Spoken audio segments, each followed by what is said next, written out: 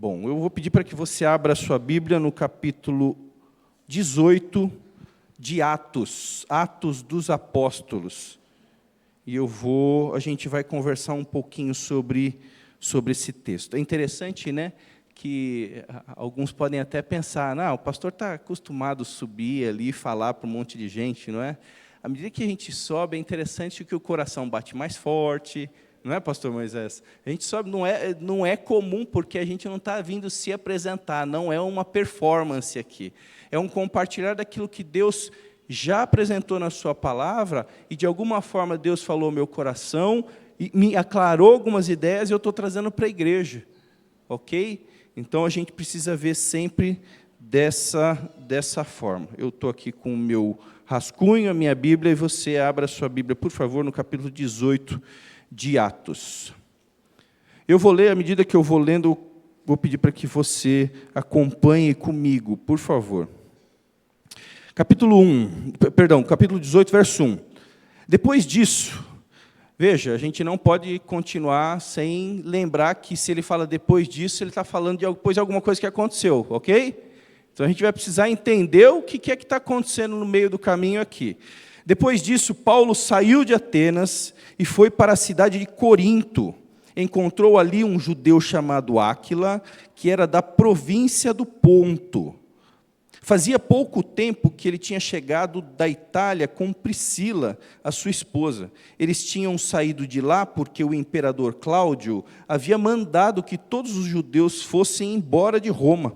Paulo foi visitá-los e acabou ficando ali para trabalhar com eles, porque a profissão de Paulo e a deles, desse casal, era a mesma: fazer barracas, fazer tendas, alguns falam, ou quem sabe uma espécie de um trabalhador tecelão, um trabalhador que mexia com couro. E todos os sábados, Paulo falava na sinagoga e procurava convencer os judeus e os não-judeus. Depois que Silas e Timóteo chegaram da província da Macedônia, Paulo começou a dar todo o seu tempo para anunciar a mensagem. Ele afirmava aos judeus que Jesus é o Messias. Mas alguns deles ficaram contra Paulo e o xingaram. Então, em sinal de protesto, Paulo, sacudiu o pó das suas roupas e disse: se vocês se perderem, os culpados serão vocês mesmos. A responsabilidade não será mais minha. De agora em diante, vou anunciar a mensagem aos não-judeus. Ele então saiu de lá e foi morar na casa de um homem chamado Tício Justo, um judeu que adorava a Deus. Um não-judeu que adorava a Deus. A casa dele ficava vizinha ou ao lado da sinagoga. Crispo, que era o chefe da sinagoga, também creu no Senhor Jesus. E todas as pessoas da sua casa também creram. Muitas pessoas da cidade de Corinto ouviram a mensagem, creram e foram batizadas. Certa noite, Paulo teve uma visão. E nela o Senhor disse: não tenha medo. Continue falando, continue pregando, prossiga na missão e não se cale, porque eu estou com você. Ninguém poderá lhe fazer mal nenhum, pois muitas das pessoas dessa cidade são minhas. E Paulo ficou ali 1 ano e meio ensinando a palavra de Deus àquela gente. Eu pararia por aí, eu vou fazer uma observação no verso 12. E vou mencionar para a gente conversar depois. Quando Galho se tornou governador da província da Acaia, os judeus se juntaram contra Paulo, eles o agarraram e levaram ao tribunal. Baixa a sua cabeça, vamos orar, pedir para que Deus nos ilumine e nos abençoe. Eterno Deus, estamos com a Tua palavra aberta nas nossas mãos. E sabemos que o Senhor a manteve, a escreveu, a manteve e trouxe até as nossas mãos. Pedimos que o Senhor fale ao nosso coração. Pedimos que o Senhor nos ilumine e que saímos daqui transformados. Que saímos daqui diferente de como entramos. De modo que mais e mais a gente louve e engrandeça o Teu nome através das nossas vidas. Vidas transformadas e santificadas pelo Teu Espírito e pela Tua Palavra. Pedimos isso, Pai. No nome de Jesus, amém. Como eu falei, o texto começa com depois disso. Depois disso significa que esse episódio ele vem depois de ou no meio de uma série de outros eventos. E se a gente não compreende adequadamente o momento dessa escrita, se a gente não compreende o que Deus permitiu com que Paulo vivesse nesse momento, a gente não vai conseguir entender o texto. Esse texto, então, ele se inicia no capítulo 15. No capítulo 15, quando a gente tem Paulo entrando na sua segunda viagem missionária. A segunda viagem missionária de Paulo vem depois, no capítulo 15, se você quiser aí acompanhar, no capítulo 15, depois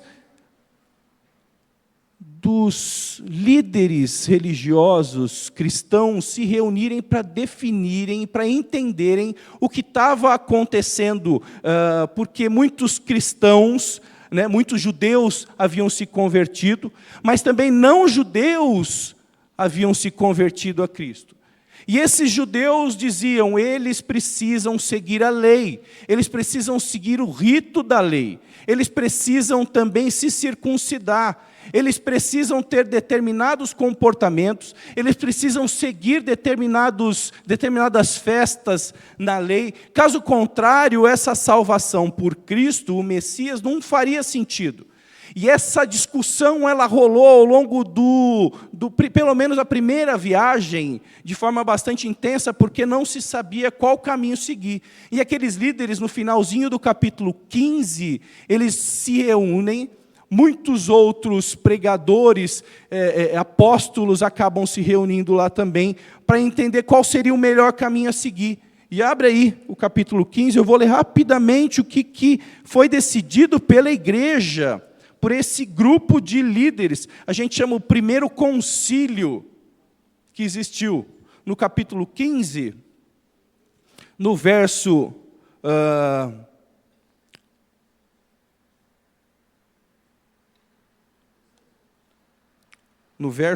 perdi aqui, aqui ó. Tiago dizendo, por isso julgo que não devemos perturbar aqueles entre os gentios que se converteram a Deus, mas escrever-lhes que se abstenham das contaminações dos ídolos, bem como da imoralidade sexual, da carne de animais sufocados e do sangue. Veja, eles concordam em parte com aqueles judeus, os tais dos judaizantes, aqueles que entendiam que a lei precisaria ser plenamente, ou pelo menos os ritos judaicos deveriam ser plenamente realizados por aqueles novos convertidos que não tinham vindo do judaísmo. Tiago toma a palavra. Depois da discussão, Tiago, ao invés de Pedro, nós entendemos que Tiago foi o primeiro líder da igreja, diferente do que os amigos católicos. Nós entendemos que Tiago, as Escrituras nos apresentam assim. Eles entenderam o quê? Vamos fazer dessa forma. Mas para isso acontecer, o que eles precisariam fazer agora?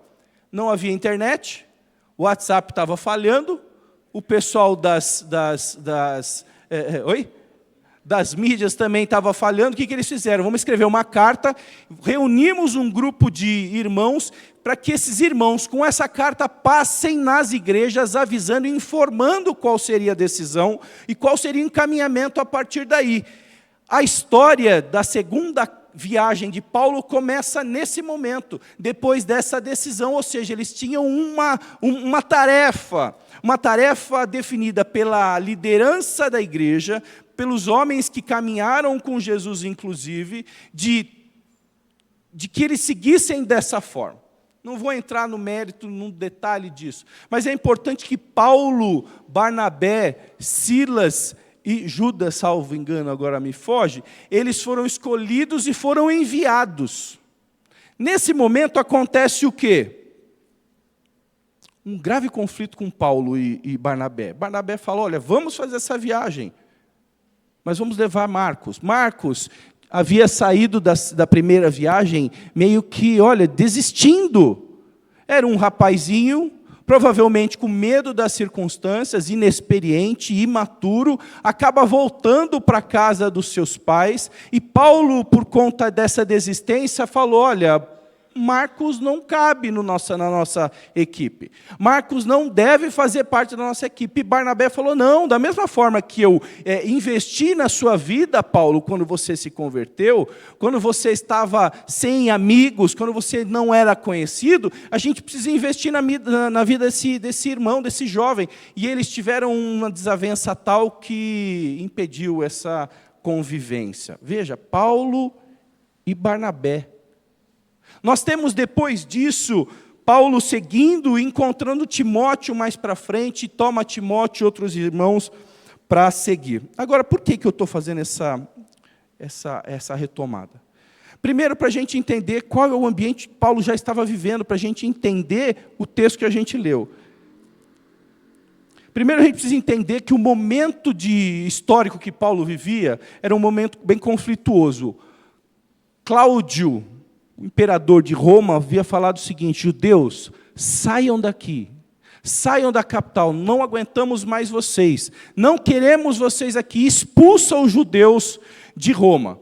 Alguns desses judeus foram parar ali e se encontrar com Paulo, sem querer. Áquila e Priscila, citados no texto que a gente mencionou, saíram dessa condição, um momento histórico complicado.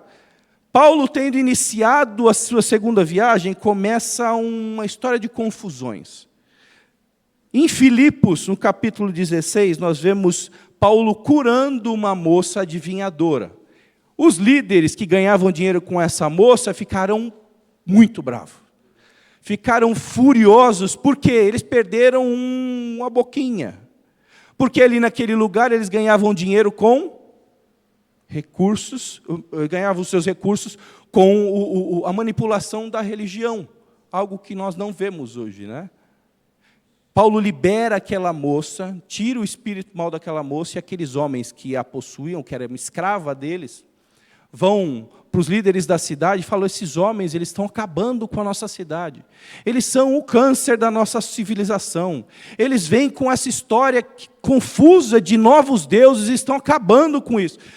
A bagunça foi tanta que Paulo e Silas foram presos, açoitados, ficaram um tempo na prisão, momento que inclusive aquele carcereiro recebe a Jesus e ele e a sua casa. Segundo momento, Filipos estava difícil conviver por conta disso, eles foram para Tessalônica. Em Tessalônica, Paulo chegava para falar nas sinagogas, como nós vimos no texto. Então a estratégia de Paulo era falar para aqueles que conheciam a lei. O fuá foi tanto que ele precisou sair fugido de Tessalônica. Ele fugiu de Tessalônica, passou em Bereia. Ou seja, a segunda viagem missionária de Paulo é uma viagem um pouco confusa, um pouco conflituosa. Chega em Bereia, os irmãos de Bereia começam a avaliar, e muitos dos irmãos ali, os judeus, entenderam a mensagem de Paulo, compreenderam o Cristo, foram batizados, foram convertidos. Só que os irmãos de Tessalônica, os amigos de Tessalônica, na realidade, os judeus de Tessalônica, que expulsaram Paulo, ficaram sabendo que Paulo estava tendo sucesso aqui. O que eles fizeram? Vamos pegar Paulo aqui. Saiu um grupo para pegar Paulo. E ele precisou fugir de Bereia, capítulo 17. Saindo de Bereia, foi para Atenas. Em Atenas, ele encontra um mundo completamente secularizado, muito parecido com a nossa realidade, muito sincrética. Muitos deuses, alguns dizem cerca de 3.000 deuses, naquela cidade. Eles gostavam tanto disso que, para a gente não ficar mal com nenhum Deus, se tem algum Deus que a gente não conhece, a gente vai ter um altar para esse Deus. Aí estava escrito assim, ao Deus desconhecido. Se a gente não consegue ter todos eles na nossa frente, a gente vai pelo menos demonstrar a intenção de que aquele que a gente não conhece está aqui, a gente está adorando de alguma forma. Paulo intervém, fala com aqueles amigos, poucos são convertidos. Poucos são convertidos. Veja, conflito do início ao fim da viagem. E ele chega em Corinto. Aliás, a carta de Corinto que nós lemos, as duas cartas que temos, que na realidade são 4 cartas, existe uma mescla deles, estudiosos nos apresentam, são o resultado dessa viagem até Corinto de Paulo. A grande questão é que Corinto era tão difícil que são as cartas que Paulo mais precisa defender o seu apostolado. É a carta, ou são as cartas, a primeira carta de Coríntios, a segunda carta de Coríntios, são as duas cartas que Paulo tem maior dificuldade com a igreja ali. Veja, nós estamos lendo no capítulo 18 que Paulo está em Corinto. A carta que ele escreve depois é uma decorrência desse tempo que ele viveu em Corinto, 1 ano e meio em Corinto, implantando a igreja. Ora, prisão e açoites por causa da cura. Ora, inveja dos religiosos. Ora, perseguição dos religiosos. Ora, julgamento e desrespeito, porque eles foram lá em Atenas e os homens falaram, aqui esse negócio de ressurreição a gente ouve vocês falarem depois. Saiam daqui, depois a gente convoca vocês novamente. 2 pessoas mencionadas na Bíblia, elas foram convertidas. Tempo difícil em relação à igreja, tempo difícil em relação a convívio. A gente não pode deixar de considerar algumas coisas, e eu quero que você volte para o texto comigo.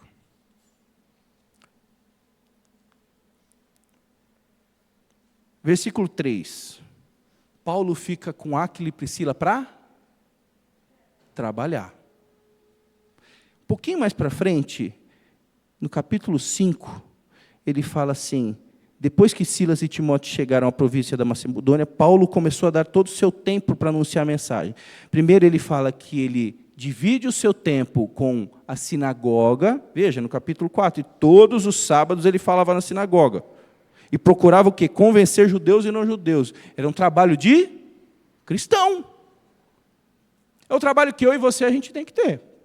É o trabalho que eu e você, a gente foi chamado para fazer. Paulo tinha o mesmo trabalho. Mas ele trabalhava também. É interessante, né? Às vezes a gente acha que, eu trabalho muito durante a semana, eu já tenho muita tarefa durante a semana. No final de semana eu não quero compromisso com nada, nem com ninguém. De vez em quando eu vou na igreja. É isso que a gente ouve, gente. Estou compartilhando com vocês o que a gente ouve de crente. Tá bom? Eu tenho muito compromisso. Durante a semana, a minha semana é muito pesada. De manhã, eu acordo muito cedo, vou dormir muito tarde, eu preciso ter um problema com a minha família, com os meus filhos. Na igreja, eu só vou de vez em quando, e quando eu vou, eu quero ficar sentado no meu lugar. Paulo fez o quê? Ele trabalhava durante a semana, e no final de semana ele ia fazer o quê? Ele se envolvia com a comunidade. A gente não pode deixar de observar isso.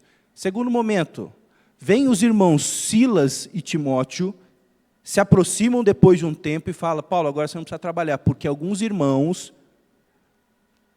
fizeram uma vaquinha e falaram: olha, leva para Paulo, porque assim Paulo pode dar todo o tempo dele para ensinar, convencer o restante do povo. Então essa é uma observação que a gente não pode deixar de fazer. E o que ele fazia? Mais uma vez, é simples. Versículo 5, finalzinho, fala o quê? Ele afirmava que aos judeus que Jesus era o quê? Alguns daqueles judeus fizeram o quê? Não queremos ouvir você. A gente não gosta de você, você só está atrapalhando a gente. O que eles fizeram? Verso 6. Ficaram contra Paulo e xingaram. Estou lendo na versão, na linguagem de hoje, tá bom? Nova versão, linguagem de hoje. Ficaram contra Paulo e xingaram. Paulo falou assim: tá bom, vocês não querem? O sangue de vocês está na mão de vocês. Não está mais na minha mão. E saiu para evangelizar não cristãos, não judeus. Nesse momento, é interessante a gente parar aqui. Veja, a história de Paulo não estava fácil, está dando para entender? Segunda viagem ele vinha sendo ultrajado, preso, agredido, xingado, humilhado, expulso. Qual é o momento, o espírito desse homem? É legal, né? Todo mundo que gosta de ser criticado, todo mundo aqui gosta de ser humilhado, todo mundo gosta de ser preso, todo mundo gosta de receber a agressão porque está fazendo o serviço de Deus. É isso que acontece? A gente precisa entender o seguinte: ele sai de lá e vai morar onde? Na casa de um homem chamado Tício Justo, versículo 7. Onde que morava a casa dele? Onde que era a casa dele, que está dizendo o texto aí? Aonde? Era vizinho. Ele não abandonou o barco. Agora vocês são difíceis, então eu vou para minha casa. Não, ele não abandonou o barco. Ele foi para um lugar onde as pessoas o aceitavam, recebiam a sua mensagem. Agora, é curioso, e eu acho que a gente precisa ter um pouco de coragem, a gente precisa reconhecer a coragem de Paulo. Ele não foi para longe da sinagoga, onde o pessoal estava expulsando ele. Ele foi na casa do lado. Uma concorrência, né? Concorrência desleal aí. Acabou os problemas de Paulo? Acabaram os problemas de Paulo? Resultados do trabalho de Paulo, verso 8. Crispo era o chefe da sinagoga. No momento que Paulo estava lá, ele se converteu e saiu. Um pouco mais para frente, você vai ver que eles elegeram um outro chefe de sinagoga, que tomou um pau depois, na história ali, depois do verso 12. Certa noite, Paulo teve uma visão e nela o Senhor disse: não tenha medo, continue a pregar. Gente, eu quero pensar um pouco com vocês essa manhã. O que a gente fez agora só foi um preâmbulo. Estou tentando colocar a igreja dentro da história de Paulo. Tá bom? O momento, o espírito o sentimento de utilidade de Paulo. Pô, ninguém me aceita, os caras só querem brigar comigo. Quando eu falo alguma coisa que é para o bem deles, a galera quer arrepiar.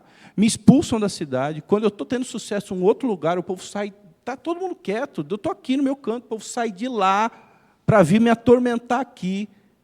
Paulo saía fugido do lugar, por quê? Por que Paulo saía fugido do lugar? Porque o povo queria matar ele. Agora, eu gostaria que a gente se colocasse no sapato de Paulo. Como seria a minha disposição, como seria a sua disposição em servir a Deus nesse contexto?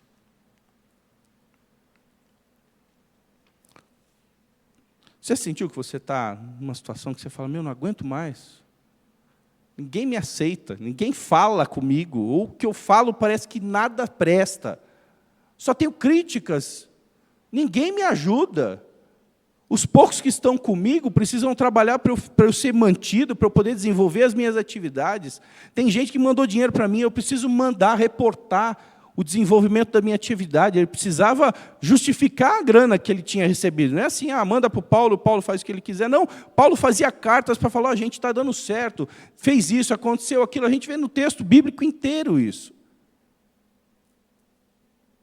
Provavelmente Paulo está vivendo um tempo de oposição e hostilidade.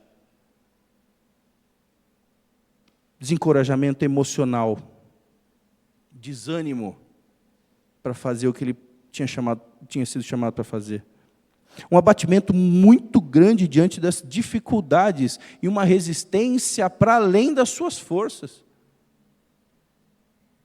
A gente lê o texto bíblico, e é uma coisa que eu tento, sempre quando a gente está com os jovens, fazer, a gente precisa entrar na história, gente. Se a gente não entra na história, a gente não vai entender o que o Paulo está querendo dizer, o momento que ele está vivendo, o porquê que Jesus disse o que disse. Se eu não conseguir me enxergar no sapato de quem está ali, eu dificilmente vou olhar aquilo como algo útil para a minha vida. O momento de Paulo aqui não parecia muito fácil, tanto que Deus fala com ele, fala: Paulo, continua falando. Se Deus chega para você e fala: fulano, continua falando, é por quê? Por que você recebe um encorajamento desse? Porque provavelmente você não quer mais falar mais nada. Provavelmente você fala: meu, cansei. Sabe? Chega. Gente de coração duro. Gente complicada. Gente que só quer confusão. Gente que não está nem aí para aquilo que eu estou falando. Cansei. Para Deus intervir na nossa história, ou na história de Paulo, precisa ter uma justificativa. Precisa fazer sentido. Deus não só, olha, leia o texto. Aí fala, e Deus veio e falou com Paulo para ele não desanimar e continuar, e você continua a história como se isso não tivesse feito efeito nenhum, tido efeito nenhum. Deus fala para Paulo, Paulo continua. Não tenha medo. Se você fala para alguém, olha, não tenha medo, é porque essa pessoa está com. Se você falar para a pessoa, olha, não para de falar, continua a falar, é porque essa pessoa está querendo. Ela está querendo desistir. A gente acha que Paulo era o super-homem muitas vezes, né? Qualquer outro personagem aqui era o super-homem. Jesus, como homem, sofreu pra caramba. Chorou que chorou. Agora é interessante, vamos voltar aqui. O que Paulo poderia estar sentindo? Meu, não aguento mais, e a missão que eu recebi, ela não foi concluída. Eu recebi uma grana do pessoal para eu continuar o meu ministério, e o meu ministério eu não estou conseguindo fazer. Estou cansando antes de chegar no final.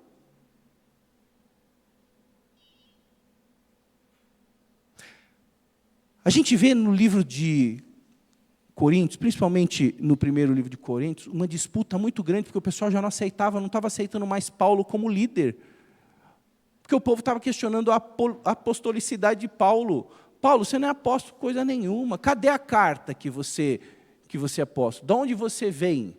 E Paulo fala, vocês são a carta, porque o que eu preguei entre vocês, a transformação de vida que rolou entre vocês, isso diz de quem eu sou. Provavelmente até a comparação com outros líderes, a gente vê também na carta de Corinto. Olha, Paulo falando, alguns de vocês falam que vocês são do time do Apolo. Outros vocês falam que vocês são do time de Pedro. Outros vocês falam que são do meu time. Ou tem gente que fala que é do time de Jesus. Paulo estava lidando com uma comparação. Cara, os caras estão me comparando com fulano, beltrano. Será que eu sou tão ruim assim? Será que o andamento a caminhada do meu ministério, ela tem que ser tão questionada assim? Pô, e onde está Deus nisso tudo? Porque eu estou fazendo a obra dele. Eu estou fazendo a obra de Deus, eu estou indo lá, estou tomando as pauladas lá, e Deus me deixa ser preso. Deus me deixa o pessoal brigar comigo do jeito que está brigando, mas eu sou filho de Deus. Eu não aceito isso. Eu determino em relação. Gente, Paulo estava sofrendo, porque muitas vezes ele questionava, Senhor, cadê o Senhor? Porque eu estou fazendo a minha parte. Eu estou indo, eu estou falando, eu estou ensinando, eu estou mostrando, e o pessoal a cabeça dura. Talvez até o medo propriamente dito de ser maltratado. E ele foi, né?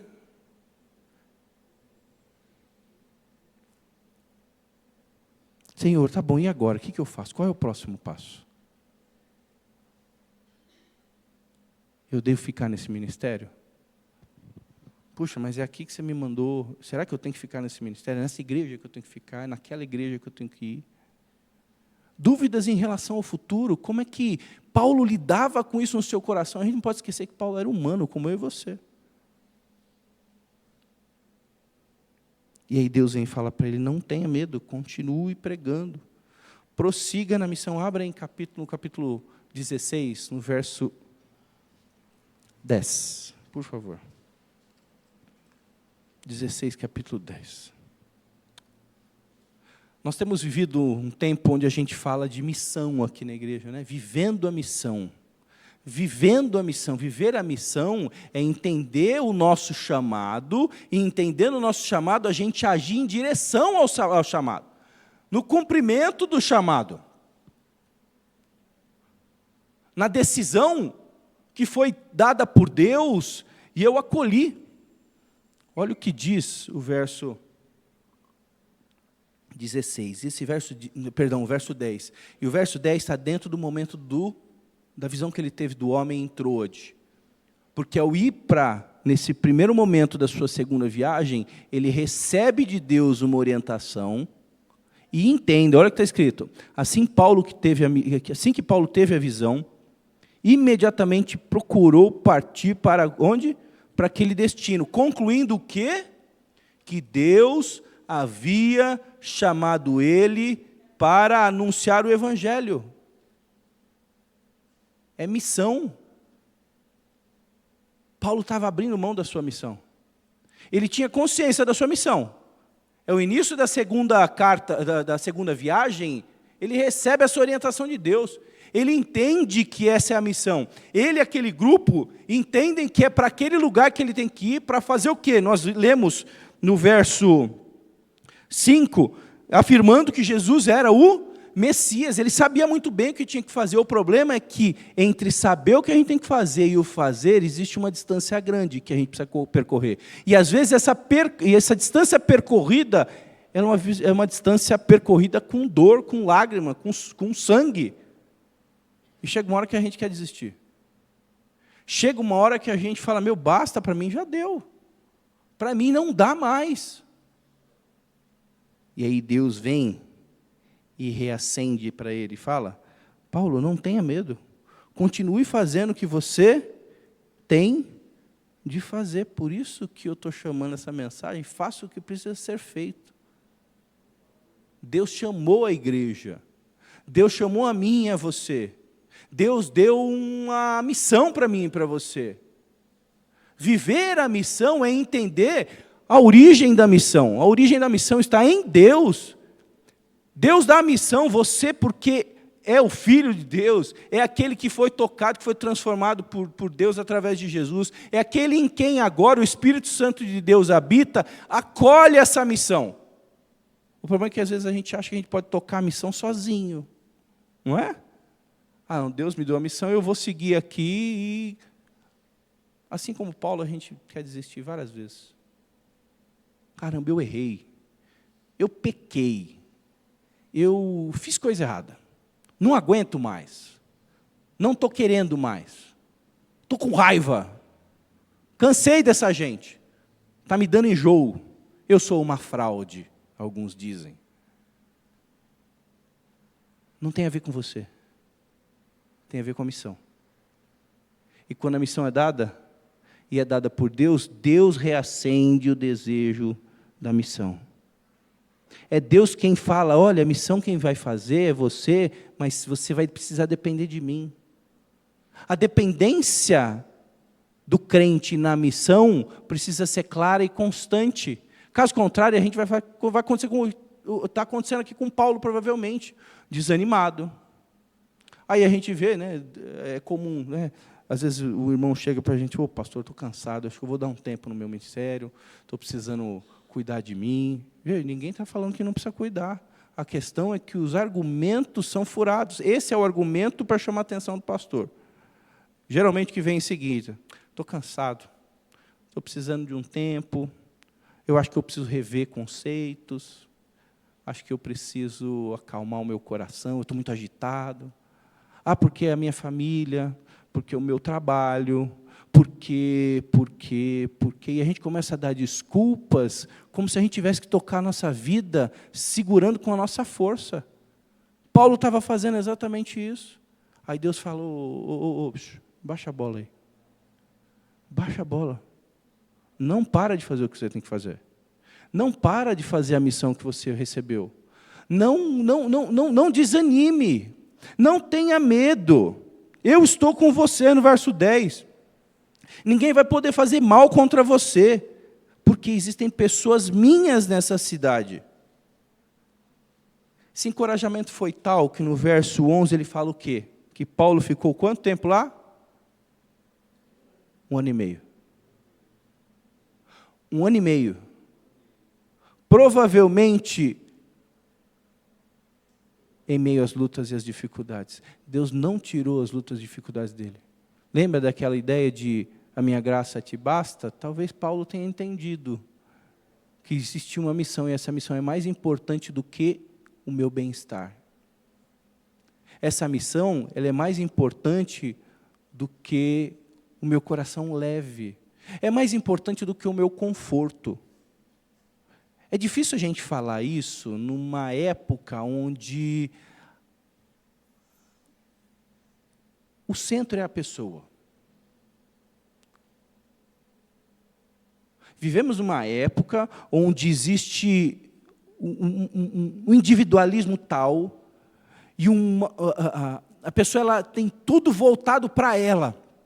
Não é bom para mim, eu gosto disso, eu não gosto disso, eu fico com aquele por causa de mim, eu deixo aquela por causa de mim, eu preciso me satisfazer, eu preciso ver o meu lado, eu quero, eu tenho para mim, comigo, eu. Essa é a nossa realidade, é só prestar atenção no que está lá fora. Qualquer um de nós que observar as pessoas à nossa volta, e digo mais, se a gente mesmo se olhar no espelho, a gente vai ver o quanto desse movimento de individualismo, de autocentrar, de olhar para si como sendo o umbigo do universo, o quanto isso é sério na nossa geração.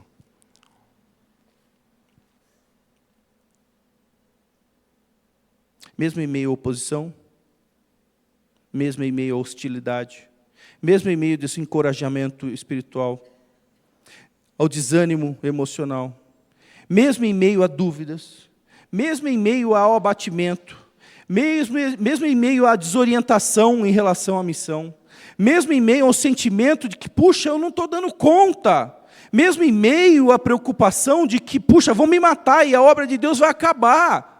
É curioso, né? Mesmo em meio à comparação com outras pessoas, eu não sou um líder adequado.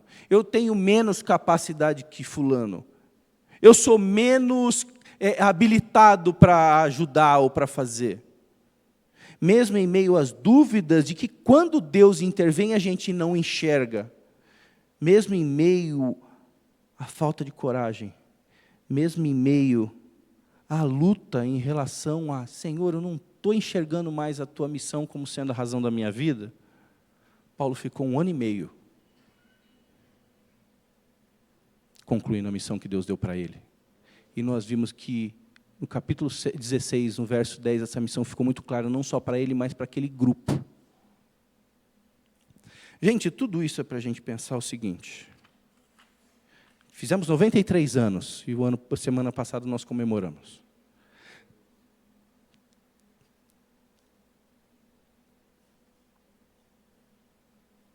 É Deus que interveio até agora.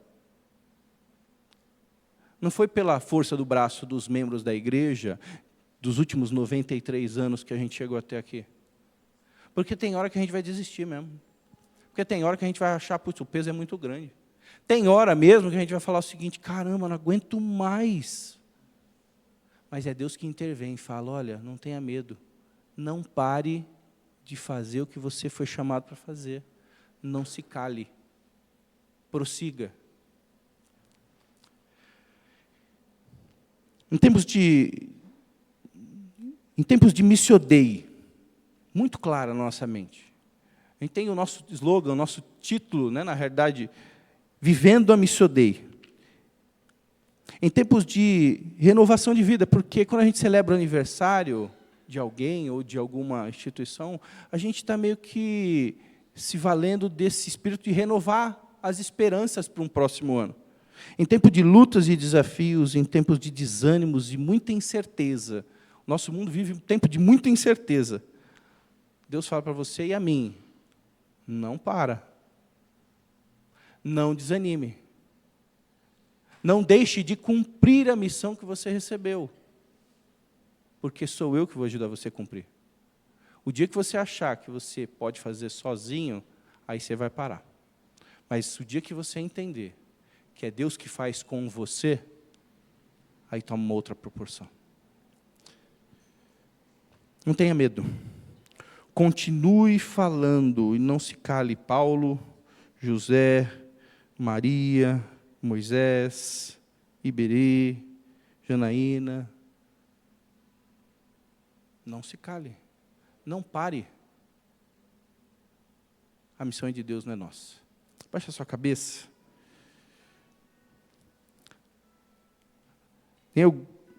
A moçada hoje fala muito em só vai. Você tem dúvida? Só vai. Não, mas está difícil. Só vai. Não, mas a gente... Só vai. Só vai. Porque tem alguém que sustenta a missão. A gente põe a mão na obra. Mas quem sustenta a obra não somos nós, é Deus. Deus quem faz isso. É Deus que intervém para manter a sua obra. É Deus que dá o sustento. É Deus que traz recursos humanos. Jesus, quando ali em Samaria fala para os discípulos, vamos orar a Deus para que Deus mande obreiros. Jesus sabia disso, porque não somos nós que convencemos. Não somos nós que falamos algo muito especial. Não somos nós que somos especiais. A mensagem de Deus, ela é para mim e para você. Fernando, não desanime. Mantenha o compromisso com a missão. Mantenha o foco na missão. Às vezes a gente quer desistir, às vezes está frio, a gente nem na igreja a gente quer ir. Se o frio quer tirar a gente desse ambiente, está fácil derrotar a gente. Está moleza derrotar a gente. Que a gente possa pensar nisso. Paulo vivendo o que viveu, com a experiência que teve, desanimado como ficou, ainda assim recebeu um encorajamento de Deus para ele continuar fazendo a obra, coisa que ele fez. Baixa a sua cabeça. Senhor, temos muito a aprender com pessoas que o Senhor já usou. Temos muito a aprender com as condições com que esses amigos, irmãos do passado, eles experimentaram.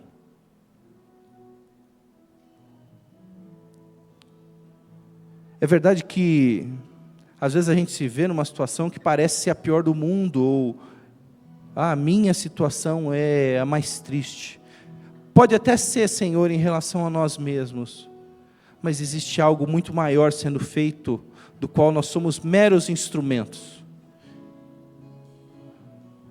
Instrumentos que voluntariamente se dispõem a serem usados por Ti.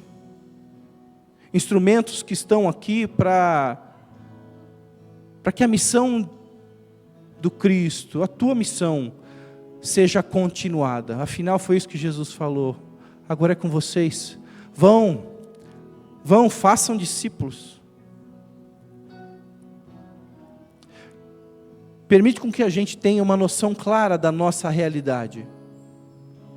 De modo que a gente entenda o quanto a gente está preso ainda por esse ambiente egoísta, esse ambiente individualista, um ambiente extremamente materialista, onde o conforto é o fim da vida, onde a alegria e a satisfação é o fim da vida, e nós sabemos que não é.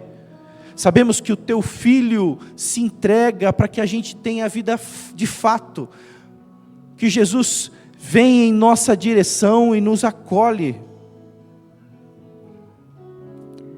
Perdoa, Senhor, quando a gente olha a vida cristã dessa forma. Perdoa-nos porque às vezes a gente não compreende o que a gente está fazendo aqui. E o Senhor nos ensina, não pare de fazer a obra. Tem misericórdia de nós, Senhor. Que nesse episódio da vida de Paulo, nesses anos que Paulo experimentou momentos desagradáveis, que a gente possa aprender com eles. E aí a gente olhando para os nossos momentos desagradáveis, ou momentos que a gente se vê infeliz, momentos que a gente olha que não tem sentido, eles possam ser ressignificados, e a gente cumprir, Senhor, a Tua missão. Por favor, Senhor, abre-nos os olhos, ajuda-nos, Senhor, a entender os Teus propósitos, e já dizemos Senhor, reconhecendo que os Teus propósitos para nós não são vida boa, cheia de paz aqui. E ainda que isso possa acontecer, Que a gente possa entender que isso é mera graça, dom divino, carinho teu, cuidado teu com a nossa vida. Por favor, Senhor, eu te peço, no nome de Jesus, que é o nosso Deus, Senhor e Salvador, e por meio de quem fazemos essa oração. Amém, Pai. Amém.